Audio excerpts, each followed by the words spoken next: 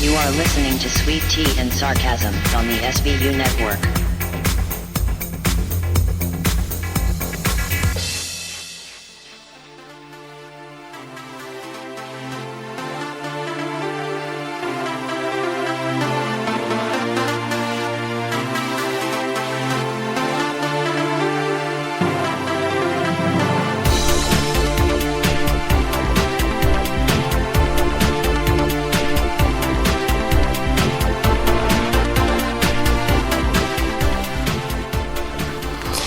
Well, here we are. It's the first of the month, and this is Sweet Tea and Sarcasm. And first thing I need to tell you is that my co-host and partner in crime is seriously under the weather. Talked to her yesterday. She has a very sore throat and can't really say a sentence without coughing her poor brains out. So my thoughts go out to you getting healed up, and I know she'll be better pretty soon, and I speak to her quite frequently, almost daily, so maybe next month we can get her back on and feeling better. And what we'll do is the topics we were going to talk about tonight, I will just wait and push them off to next month, which still will be fairly timely because I found out this is the 20th anniversary of the movie The Fifth Element. And it's good. They're going to do a special showing of it with Fathom Events. They're going to show it on a Sunday and a Wednesday in May. And I forget the date and times, but it's out there, and I'll mention that next time. So it's all in probably celebration of the movie Valerian, City of a Thousand Planets, that's coming out by that same director. So instead, I have my special guest, which is my husband, also known as Space Boy, because he's here anyway, and he is running the show from the other side here. So I'm just going to make up stuff as I go, and I'll just use this time to maybe rant, blow off some steam from the week. I wish I could tell you about the things that happened to me from 7 a.m. to 4 p.m. Monday through Friday, although it would be unprofessional and tacky of me. But boy, the stuff that went on today, good stuff. Maybe I'll just put that in the chat. So, yeah, there's loads of stories that you would find interesting, and but I just feel like it's not prudent for me to repeat those sorts of things. Maybe, if I ever not work there anymore, but... So, are you over there? Yes, I am. I'm, kind of like letting you take the lead. Hello, everyone. This is Space Boy, and usually on Friday nights, I'm pulling music out of my vault and playing it up for you, but I dedicate this one Friday, the first Friday of each month, to Surlana's new show. Very gracious of you, and I appreciate it. Also, speaking of new shows, I'm developing another show for the SBU network. Yay! It's going to be called Electronic Leftovers, and kind of whip together some intro music, and I guess I'll play that probably next Friday to get you acclimated to the new music for that show, but haven't decided when and where it's going to go into the lineup. But just like Surlana is doing tonight, where she's got her own thing, I'll do my own thing, but together we make up the dynamic duo of Space Boy Universe. The only difference is when you have your show by yourself, I probably won't be in here. So no, it'll be a solo thing. It'll be a solo thing. Maybe I'll get in your chat room and harass people. So. Yeah, so I'm just going to wing it here, and let's see, I don't have a nice polished script like we do for our Space Boy Universe show, but let's just go ahead and tell you, let me get my phone, because I don't have my own social media memorized. It's pretty sad, yeah, I know. Hold on, let me get my Twitter open. So if you want to follow this show, you're going to have to do it on Twitter, because that's the only place I've got it for right now, and that is going to be at Tea Sarcasm. At Tea Sarcasm. So if you want to follow us and tell you what the latest, greatest stuff is going on, that's where I will put it. And, of course, always tweet it at the SBU Network. So if you're following the SBU Network, you'll get notifications about all the shows and times of what's going on in the whole SBU family network of shows. So, like I said, I'm just going to take this time to rant a little bit. And the first thing I'm going to talk about is I kind of wish sometimes I can leave social media. But we've got all this now. We're firmly entrenched in it. We can't go without it. It's our number one go-to marketing tool and a way to get the word out, which is, thank goodness we have something like that, I suppose. It's like the snake eating itself. Yeah. It's like, you know. But I just want to rant a bit about Facebook. Well, first thing is auto-playing videos. Now, they're kind enough not to play the sound, but if you actually roll over one, they just start auto-playing, and I've talked about this before, that irritates me when you go to a website and they just automatically start playing the video, and okay, maybe you watch it because you did want to see it, and then as soon as that's over, it loads up another one of like, oh, look at this thing. I'm like, I don't care about that. Stop. And you're just sitting there banging. You know, it reminds me of the old days when you'd go to a web page and a MIDI would start playing. Yeah. You remember those days? I was guilty of that because I made pages back in those days. It'd be a wave or a MIDI. I miss MIDI music. I might have been the only person on earth that actually enjoyed it.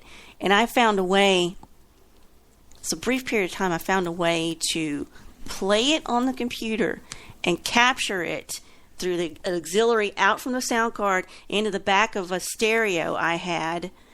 And I was able to tape them onto a cassette tape, and I could listen to them in the car. I know how nerdy is that? The earlier, I mean, I guess you could even say pre-Space Boy. I wrote a lot of MIDI music. Did you? Yeah, I did. But it sounded just like the general, what is it called? 16 sound levels or whatever on the cards. It was very computery. See, that's something I noticed because as I would upgrade computers through that time period, the 90s, I would go from this sound card, which was, had this many instruments, I guess, or voices. Then I'd upgrade it to this one, and I would go back and listen to the MIDIs I had, and I would hear it would sound different. There would be more instruments. Yeah, over time, the general MIDI format, when you would play it, it would have a certain set of instruments, and plus, depending on how many channels you had, you could tune it into channel 1 would be drums, and channel 2 would be bass line, and over time, the general MIDI sound bank, if you will, got better because technology got better. But it changed the way some of my older MIDI sounded. And so some of it I liked, some of it I didn't like. So I went from 8, 16 to 24 on the sound card. That's pretty accurate, yeah. Right? Does that make sense? Mm-hmm. And I always had Sound Blaster. Blaster sound cards. Couldn't be without a Sound Blaster. And never had a name brand store-bought ready-to-go computer until this last computer I have now. That's my personal laptop. That's the first one I ever had. We always built them from scratch. And now that I've been through that experience, I know how to do it. I don't ever want to do it again. Yeah, I'm thinking, we've been thinking about, equipment upgrade and stuff. And some of the things I've been thinking about is going back into building the equipment that we need. Well, yeah, for that. But when it comes to what I need to do on my computer, especially for all these shows, I do need a gaming system.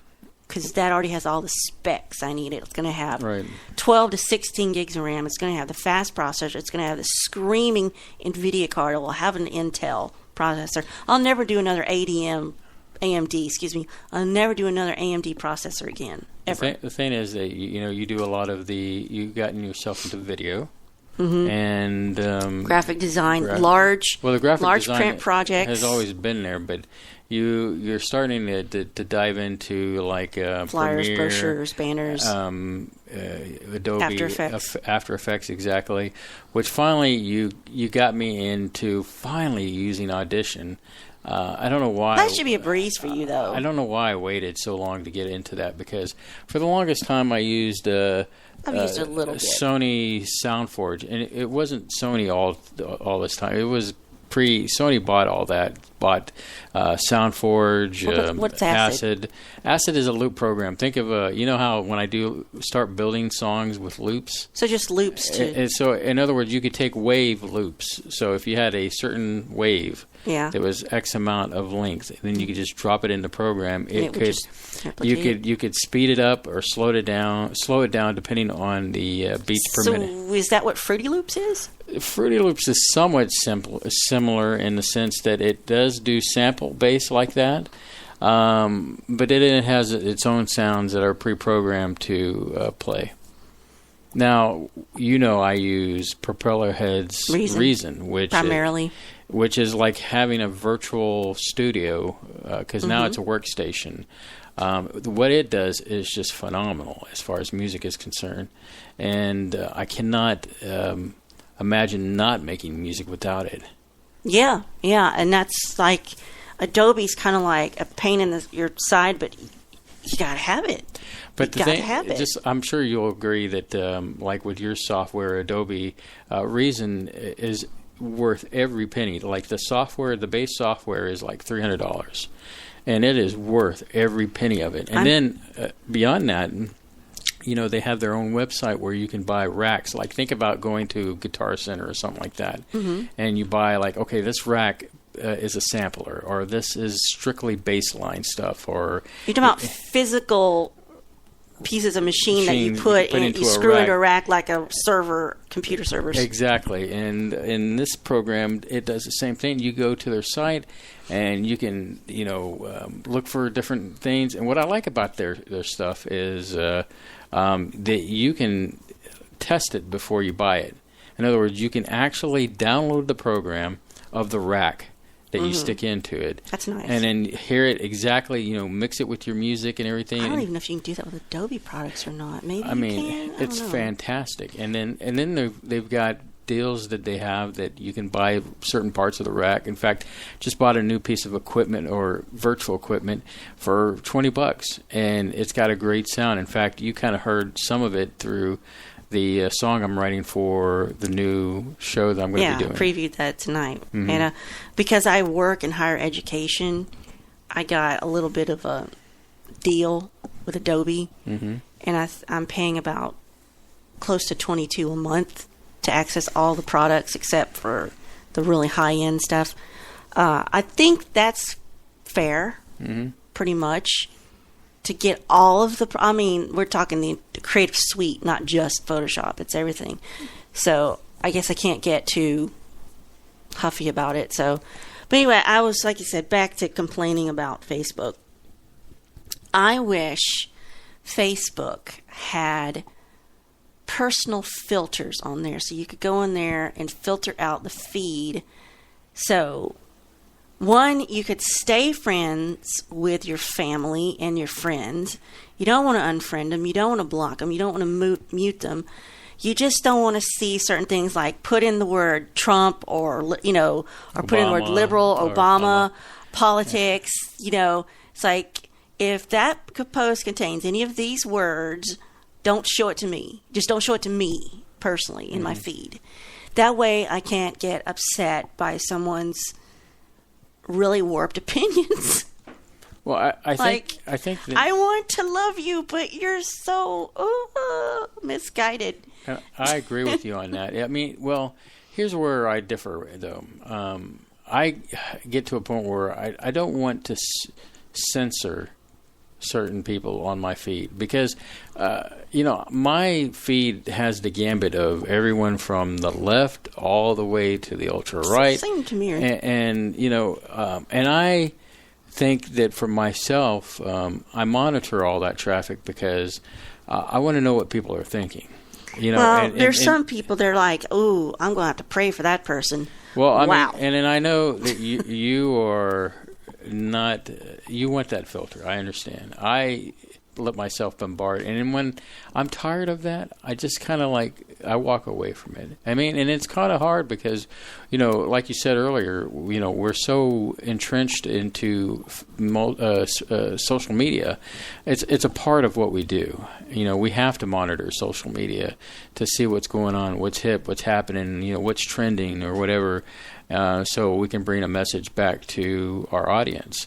So, yeah, I guess a filtering would be nice, but I still try to keep an open ear to what everybody's saying. And you're just a better person than I am. I make no bones about that.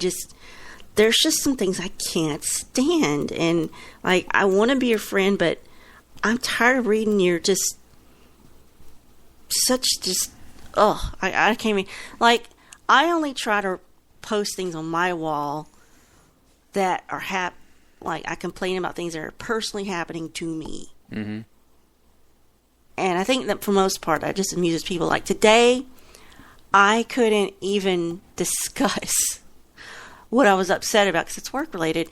So I just put, I swear, ... That was about work. So, well, most of my wall is dedicated to building show prep for Saturday on Spaceball Universe. But a lot of it is, at the same time, is stuff that I'm interested in. Our good friend of the show on Spaceball Universe, Tanner, chimed in and he said he really digged a lot of the stuff that I'm posting. And, I do everything that, we cover topic-wise on that show, but it's more, sometimes I'll post things just so I know, hey, I got to read this. But there is some things that I censor myself, like, okay, I don't know how people are going to react if I post this post or, so. Yeah, you do have, now that we have all these things going on with the shows, mm-hmm. you do need to be more careful. Mm-hmm. Although we've got people who have shows and we see their posts they're not careful at all. They're like, here's my opinion and blah, blah, blah. I'm like, bless your heart, Godspeed. I just, that, and I've complained about this before. I sound like a broken record. I'm sorry, but people I know keep doing this, and I would genuinely love to sit down with these people and say, what's behind this, really?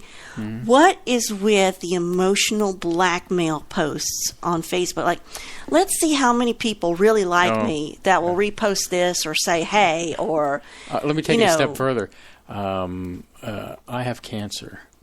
And I would really like to get 10,000 likes. How is that going to beat your cancer? Yes. Are you just feeling lonely and sad?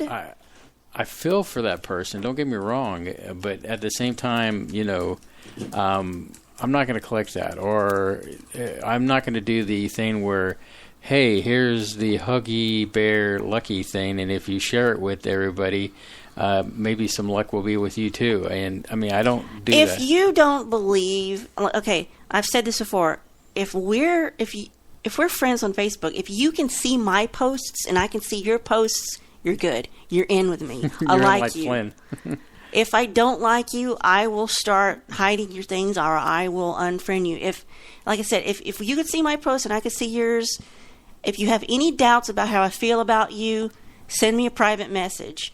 I'm not going to repost emotional blackmail posts see how many likes I make. I mean, that's like a cry for help. And this is a good topic going into another thing about the Facebook is that is people who post what's your favorite color, and who is your brother, or do you have a brother? You know what I'm talking about, where it's mining information and you're supposedly sharing it with people. The last thing you need to do, people, is to be sharing any of that kind of information on the internet.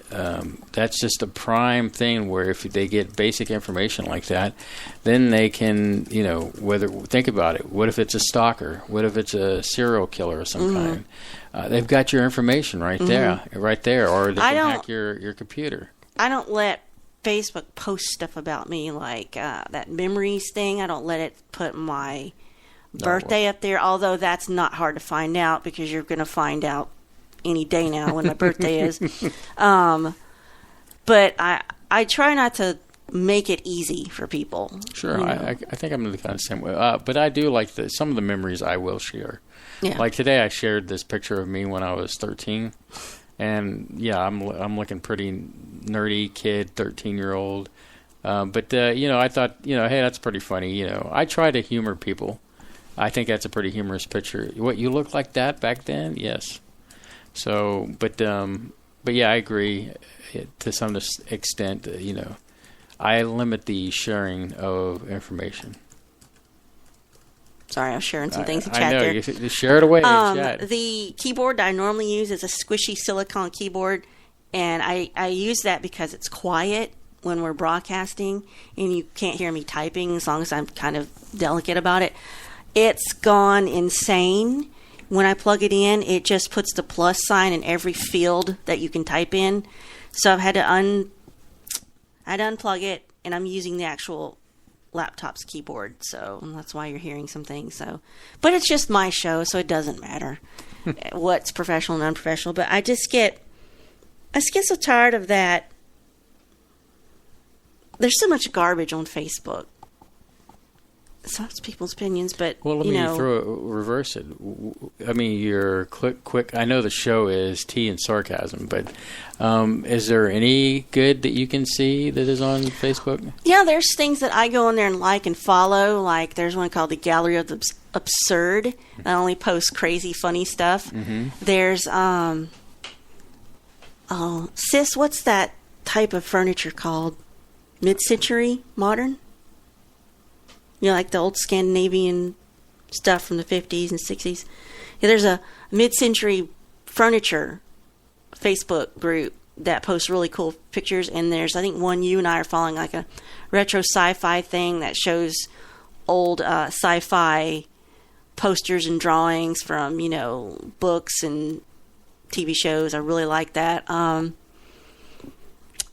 There's a bunch of things. Of course, anything to do with Jane Austen, I follow that. What else do I like? And I love seeing that stuff.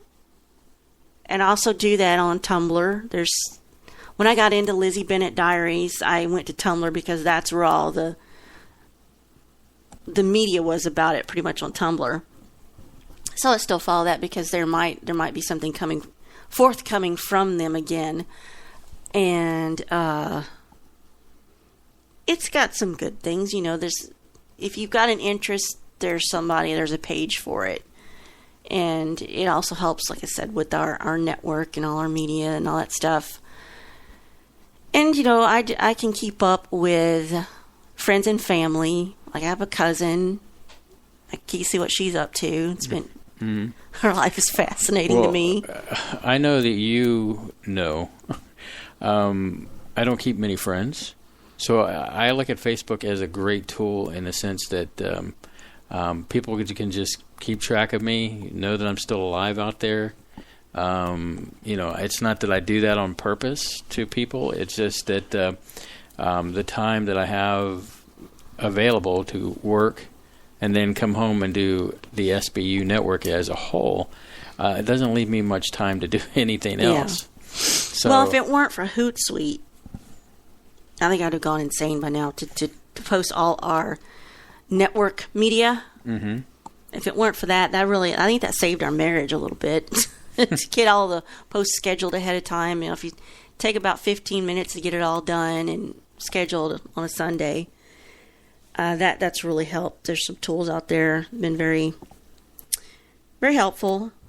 So I'm going to talk about what YouTube is doing. Okay. I don't fully understand it, but it seems to be a lot of people are up in arms over it. They've passed this thing where they're saying your channel must have 10,000 views at least before you can monetize it or put ads on it and start making money from it. Mm-hmm. And I think that's got a lot of people. See, I watched this from the person who has the most subscribers right now. It's still PewDiePie. and he was talking about, yeah, I've made $10 this month. That's not what he's used to making. I don't know what to make of it. Well, really, it just seems extreme. Wasn't he hit though because of a situation? Yeah, he said because there's maybe 4 or 5 people on YouTube who are racist who had monetized videos. They pulled it on everybody.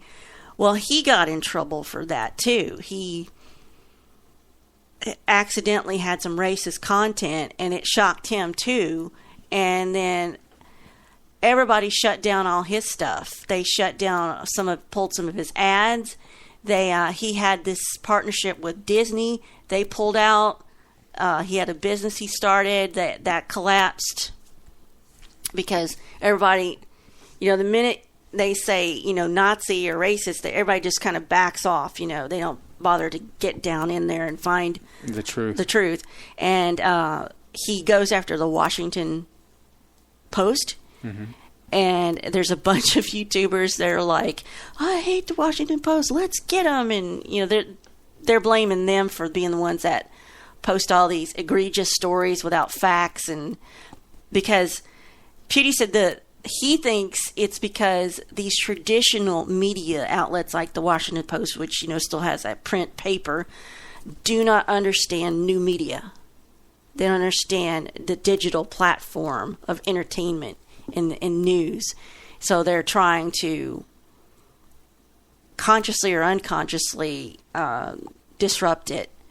And I find that interesting because, I like stuff like that. I like those juicy stories like that.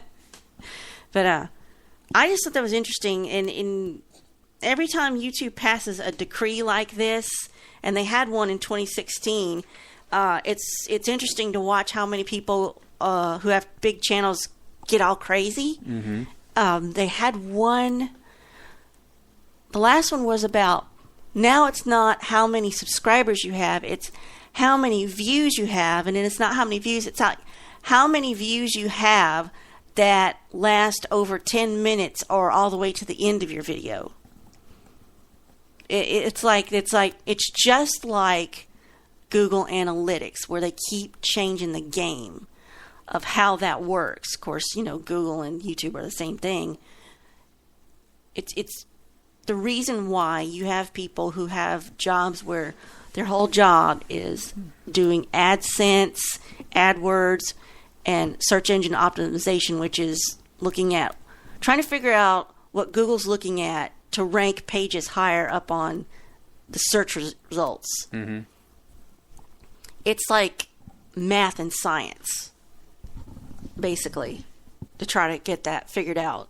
And you've got to constantly, because they change their formula for how they do that. I don't know if it's every 3 months or every 6 months.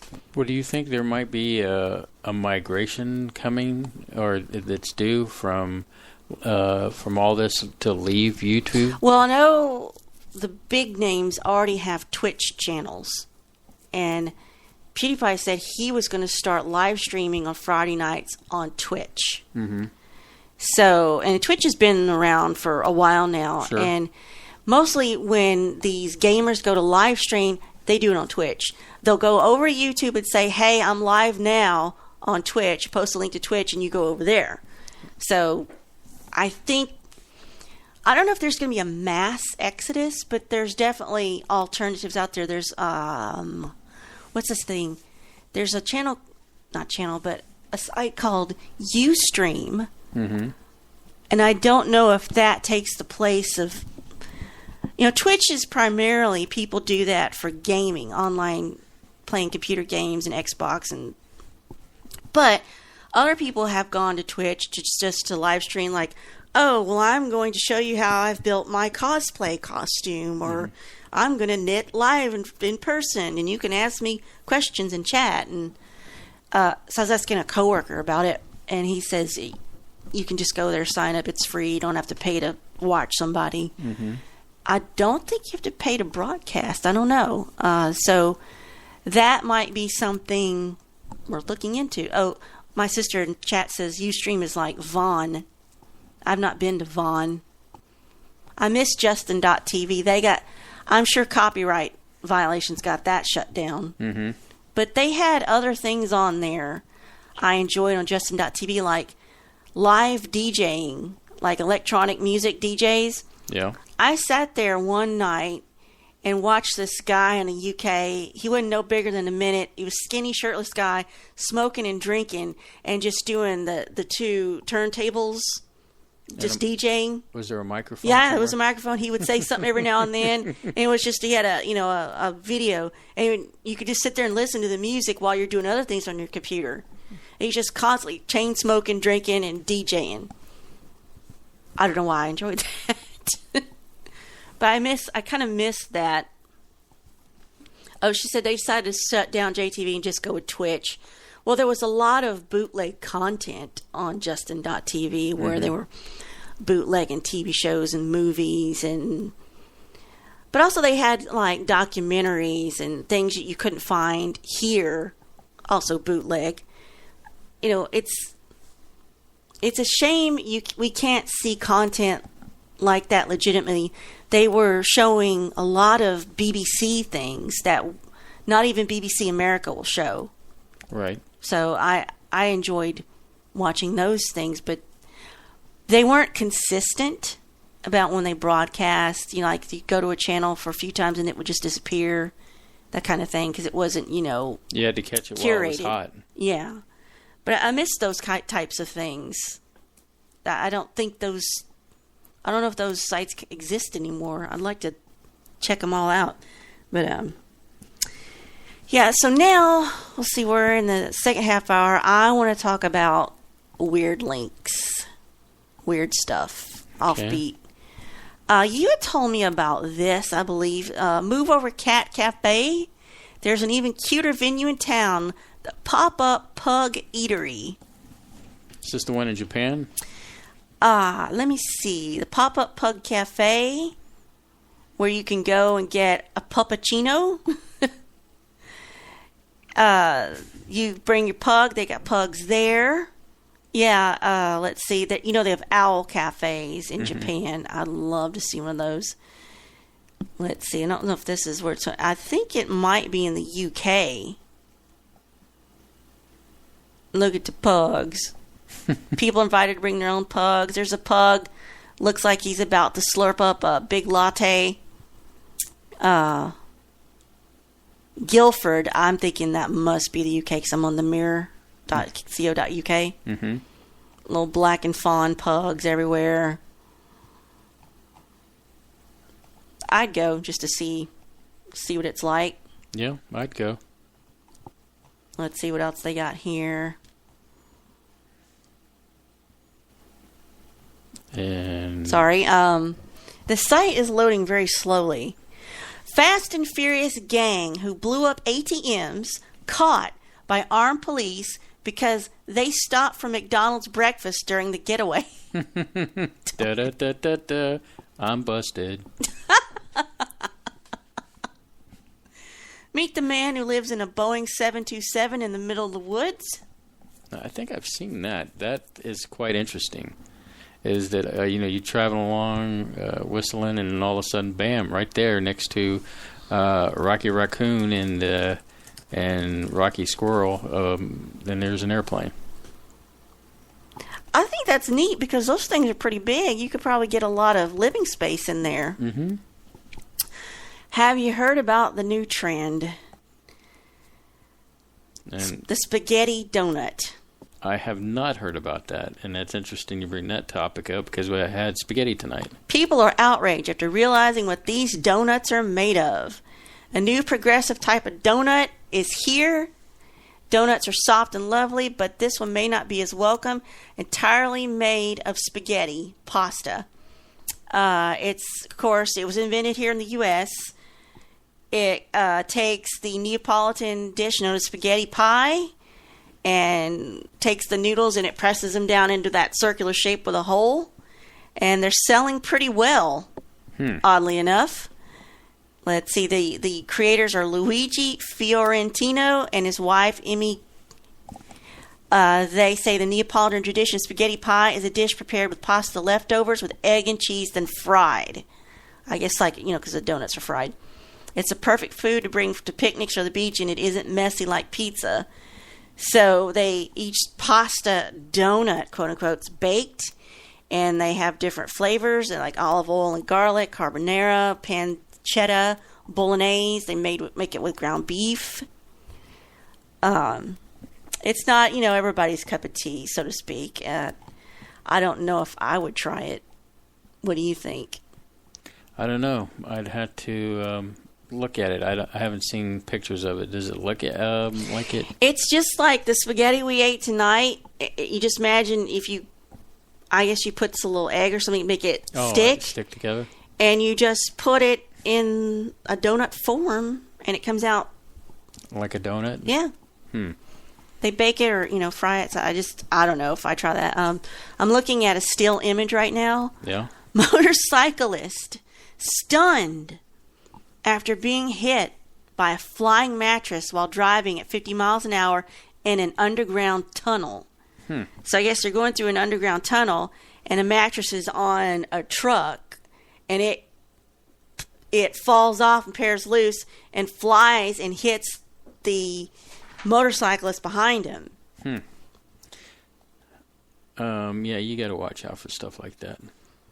I always worry about debris like that flying up. And there was one time my brother or ex-brother-in-law, he was driving the car, and like a 2x4 got kicked out from a truck in front of him. Ooh. And just it hit the windshield like just to the left of him. So it almost hit him right in the face. Now we witnessed some crazy things, driving up down the roads of Houston here. Yeah. So yeah, always some crazy stuff here in Houston. I'm sorry, this page takes long to load. Ben and Jerry's Free Cone Day 2017. I don't know if we've missed that already. How man pretends to be a waxwork at Madame Tussauds and fools everyone. Daredevil risks his life by climbing the big wheel, the Ferris wheel, only to be arrested as soon as his feet touch the ground. Of course, be an idiot to be doing that. It reminds me the phrase Red would say from That 70s Show. He was always calling everybody. Oh, yeah. What is he calling everybody all the time? A dumb rump. Yeah. Yeah. There's a lot of people I think are like that. Yeah, that donut is grossed out about the donut. I think I saw Kay mention something about glazed or something like that, and that's nasty. It is. So nasty. I'm trying to find something weird here. Let's see. There's a lot. I went to a UK site for weird news, and it's nothing but UFO news. It's like just cram-packed with UFO stuff. There's apparently Mars. There's more stuff on Mars that's more interesting than things that are here. They're saying, did an asteroid cause a tsunami to wipe out ancient Martian life? Bizarre snake-like alien dunes discovered on Mars. Scientists mystified by bizarre bright sphere found on the surface of Mars. Mm-hmm. Man, Mars is a place to be. It's funny all this information's coming out about Mars, but honestly, who's been talking about Mars forever and a day has been Richard C. Hoagland. Yeah, Mars and the Moon. Yeah, and it gets me that a lot of this research is owed to Richard C. Hoagland for doing all of the research he's done. And he was he just an engineer or scientist to start out? He was a reporter. And for how you have the main reporter, like for example Walter Cronkite. Cronkite. Yeah, he was the main reporter, but then he was the science advisor. So they would go to him for things related to science, And of course, he back when Richard was doing his shtick, being the reporter, he was right there at NASA and talking to people, and I guess that's how his journey began. Actually, it goes back further than that, but very fascinating. But he became disenchanted with NASA. Yeah, he did. When he supposedly said he heard them lie in front of him. And that once he knew that they made a lie for the public, that's it. The whole thing was, all bets were off for him. But let's see, this headline says, former NASA engineer says he saw 9-foot alien on space shuttle during flight. So this man claimed he worked for NASA as an aerospace engineer and saw a 9-foot alien standing in a shuttle during one of the missions. His name is Clark McClelland, and he claims to observe 8 to 9 feet tall beings in an astronaut suit in the bay of the shuttle. Does this mean that they saw it on cameras? Well, I'd have to see the video. This isn't like who's reporting this? This is on express.co.uk. Okay. Yeah, because I got kind of worried it might have been one of those YouTube channels that we've it's not. Red listed. It's a story emerged on paranormal websites and YouTube. He said it's true. He gives his testimony about this sighting in a video for a channel called Paranormal Crucible. So they produced a mock-up video of the oversized supposed alien entity interacting with astronauts. Okay. And he claims that he was monitoring the shuttle from the Kennedy Space Center in Cape Canaveral, Florida, about 1991. And that while he was monitoring, he was looking at it on a 27-inch video screen, and he saw the alien standing upright on 2 legs in the payload bay, interacting with the tethered U.S. astronauts. And he watched it for 1 minute, 7 seconds. He saw one at the rear of the shuttle, and he claims to have been involved in 800-plus NASA operations, including the Apollo missions, launching of the ISS, and other programs. So, I don't know. Very strange. He's, I'd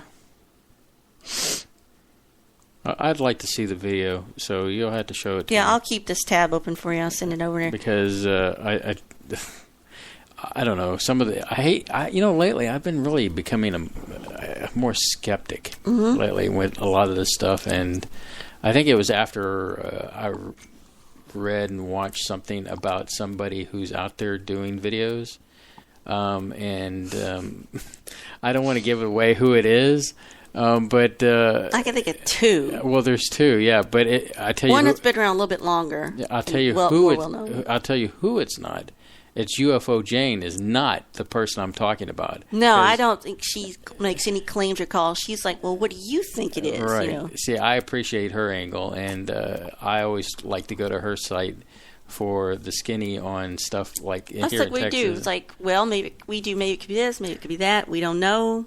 But as far as the programs that I'm mentioning, the first one, who was around for a while, he's more well known, yeah. More well known, but even did a movie, and you'll have to look for that. But the thing is that, I'm not too thrilled with that guy. But and then there's the other one, sort of sensationalized things. Exactly, they do. So I guess I can't. I've really reached a point where like, show me the money kind of thing, or just. Don't come try to sell me your book because you think you saw something.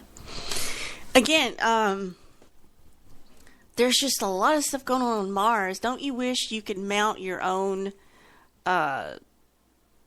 probe that you could control without anybody messing with you, and you could get images and you could know for sure without anybody trying to hide anything? Proof of life on Mars. Lizard-like creature jumped on NASA Curiosity rover. Bearded face carved by aliens found on Mars. Just Boy, it's hopping up there. Mm-hmm. Also, more astronauts seem like they're coming out about their experiences. I don't know if any of that's verified. UFO whistleblower, ex-U.S. naval officer, saw entrance to a secret alien base in Antarctica, which is a good place for it. Yeah, that's another interesting thing. I don't know what the angle on that is, but for some reason I keep on flashing back to the Thing. That and Stargate SG-1. Yes, when they had this... Didn't they have a gate down there? They found a secondary gate down there, yes. Of course, they were freezing to death but, when they found it. Yeah, and there's a part of me that's like, I do find the stories interesting. And of course, there's a lot of disinformation that's out there, and then stuff that makes you go, So I got my eye on that. I mean, ever since the stories about Admiral Byrd going down there. Oh, yeah, yeah. And, the UFOs and the Nazis. And, I mean, that whole, thing about that is just fascinating. And then, of course, you got to take into account that, I was reading a report about how they had drilled down a significant amount of way down. I can't remember the exact, but it's significant. And they were able to pull up stuff like flowers and things that you wouldn't expect to pull up from the ground. Really? Deep underneath the ice pack is what I'm saying. That's strange. Yeah, I mean, just fascinating things that they found, and so it's just, I don't know, that continent is on my radar. Yeah, it seems like a mystery, maybe because we just can't get down there and all that good stuff. Oh, check this out. Jack the Ripper unmasked.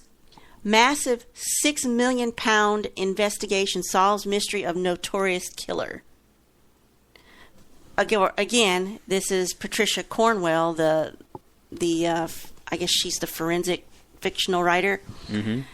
She says the identity of the serial killer has been solved once and for all, and she did a lengthy, expensive investigation, but she revealed that renowned British Impressionist painter Walter Sickert was the man behind gruesome murders in Whitechapel, London between August and November 1888. Of course, we did a show on this ourselves, and then we had on Jeff Mudgett, who he believes it might be plausible that he could have been it because he was over there at the same time, his great-great-grandfather.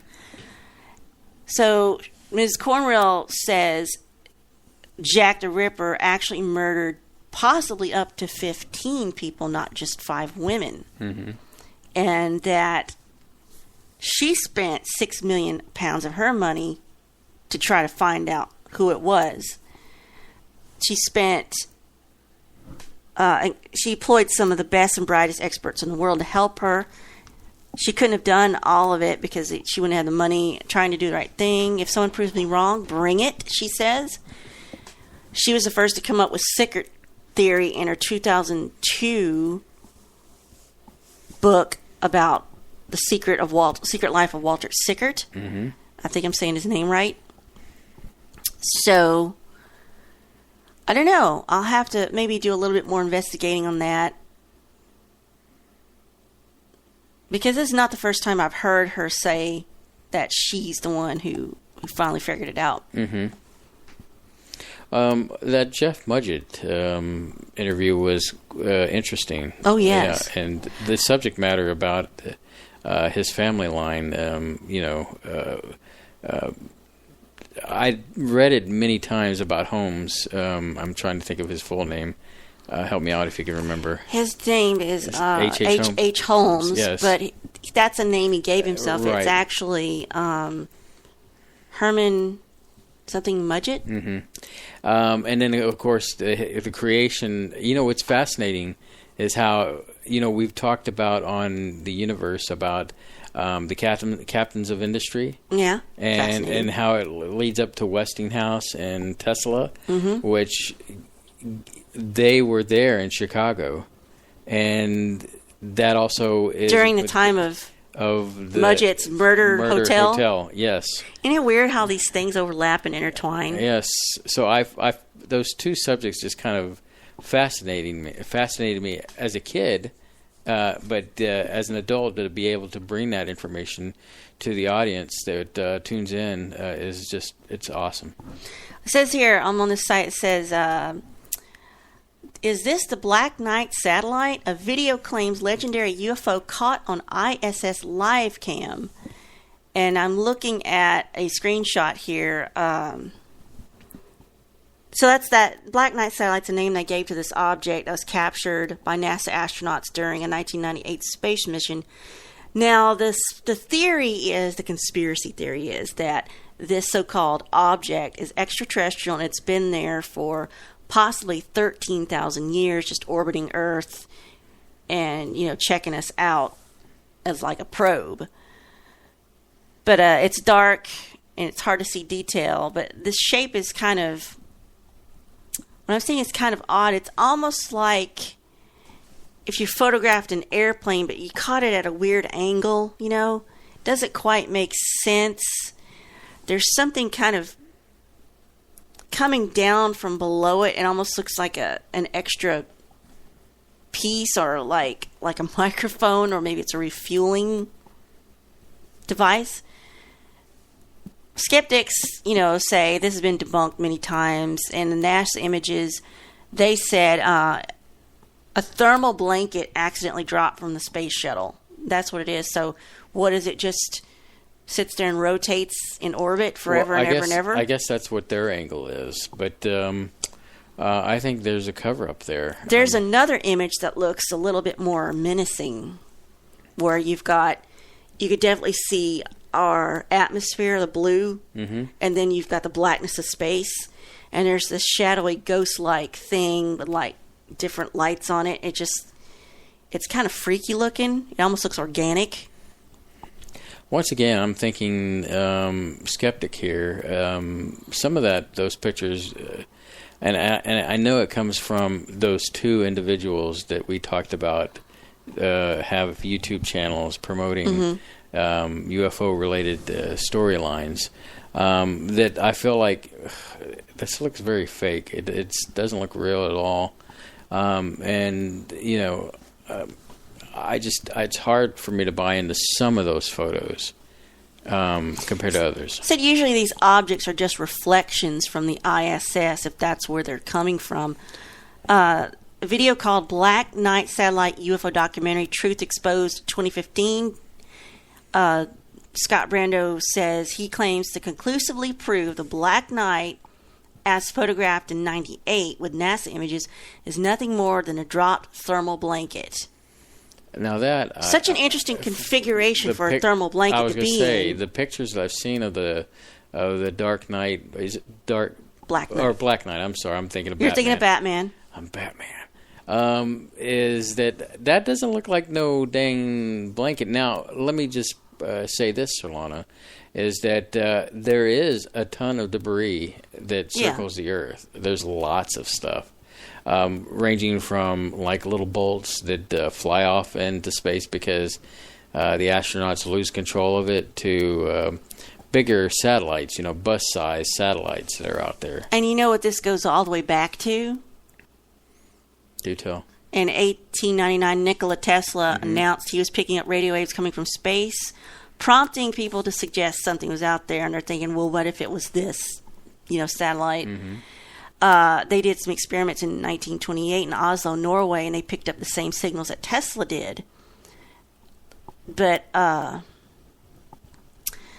it says in 1954, a retired naval aviation major and UFO researcher, Donald Kehoe, claimed the U.S. Air Force had detected two satellites orbiting Earth despite none having been launched from our planet. Then they ran a piece in 1960 stating that the U.S. Navy had detected a dark object, might be a Soviet satellite with a highly irregular... See, you're not the only one who can make up cool words. Spatellite? Spatellite. I don't know. It's just... could that blanket get into a certain configuration and just stay there frozen in space, forever orbiting the Earth? Well, let's look at the laws of motion.